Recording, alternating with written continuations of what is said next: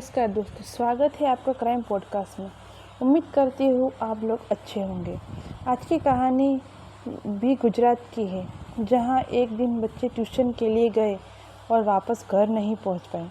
जिन लोगों ने ये मंजर देखा था, उन्होंने जो बताया वो सुनने के बाद आपकी रूह कांप जाएगी। तो बात है गुजरात के हीरो के शहर सूरत की, जहाँ तक्षशिला कॉम्प्लेक्स के चौथे माले में कोचिंग चल रही थी। हर दिन की तरह उस दिन भी दोपहर को सारे बच्चे धीरे धीरे अपने कोचिंग के लिए आ रहे थे। ये बात है दोपहर 3:30 बजे की। तब सब लोग अंदर बैठे थे, कोचिंग ले रहे थे। तभी कोचिंग के पीछे की बाजू से शॉर्ट सर्किट हुआ। जब ये हुआ तब 40 बच्चे मौजूद थे। तो जब आग लगी तो सबसे पहले वहाँ पर लगे एक बैनर से होकर बिल्डिंग में फैल गई और आग ने विकराल रूप धारण कर लिया। आग इतनी जल्दी फैल गई थी कि फायर ब्रिगेड वाले भी कुछ नहीं कर सकते थे। बताया जाता है कि आग जल्दी फैलने का कारण थर्मोकोल की दीवार का होना था। ऊपर से कोचिंग में टायर था, जिसने आग को और ज़्यादा भड़का दिया था। मौके पर पहुंची फायर ब्रिगेड की टीम के पास न तो जाला था, न तो उनके पास उतनी बड़ी सीढ़ी थी कि बच्चों तक पहुंच पाए। अग्निकांड के हादसे में बचने वाली टीचर ने बताया कि कोचिंग सेंटर में लकड़ी का इस्तेमाल ज़्यादा किया गया था। उसमें थर्मोकोल का भी उपयोग किया गया था, जिसके कारण आग जल्दी से फैल गई। जब आग लगी तो बचने का कोई चांस नहीं था। आगे की तरफ आग फैल रही थी तो पीछे से जाने का कोई रास्ता नहीं था। तो बच्चों ने खिड़की को तोड़ना ज़रूरी समझा। तोड़ के सीधा नीचे गिरने के बारे में ही सोच लिया था। चश्मदीदों के मुताबिक जिस वक्त बच्चे ऊपर से कूद रहे थे, उस वक्त नीचे काफ़ी भीड़ जमा थी। भीड़ ने बच्चों को कैच करने की कोशिश की, लेकिन बच्चों का वजन ज़्यादा था। वजन से भीड़ उन्हें कैच करने में नाकाम रही। इस दौरान भीड़ में मौजूद कई लोग घायल भी हो गए। इस अग्निकांड ने कई परिवार को ऐसा दर्द दिया जिससे ताउम्र नहीं भुलाया जा सकता। इस हादसे ने एक पिता के सपनों को चूर चूर कर दिया। बेटी की शादी के सपनों को संजोए इस पिता के ख्वाब भी सूरत के इस तक्षशिला कॉम्प्लेक्स के झुलस गया। कई माँ बाप ने अपने बच्चों को अपनी आंखों के सामने ऊपर से जान बचाने के लिए गिरते देखा। सोचिए, उस मंजर को आपको सुनकर हैरानी होगी कि इस कॉम्प्लेक्स में मरने वाले बच्चों में सबसे कम उम्र की बच्ची भी शामिल थी। जी हाँ, उस बच्ची की उम्र सिर्फ 2 साल की थी।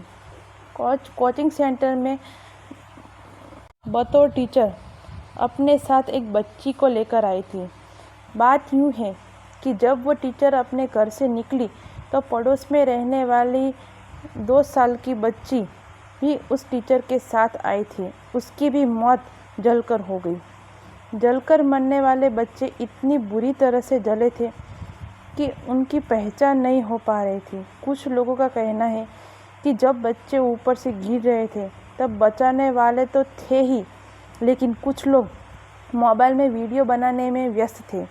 बच्चों को कैसे बचाया जाए उसके बारे में सोच ही नहीं रहे थे। कुछ बच्चे जलकर मर गए, कुछ लोगों की दम घुटने से मौत हो गई और कुछ बच्चे की मौत ऊपर से गिरने की वजह से हुई। मतलब सब तरह से मरना ही था। लापरवाही की बात की जाए तो इस कोचिंग क्लास में बचाव का कोई साधन नहीं था। फायर ब्रिगेड वाले भी ऐसे ही आए थे। आपको बता दूं, इस आग को बुझाने के लिए 19 फायर ब्रिगेड वाले आए थे।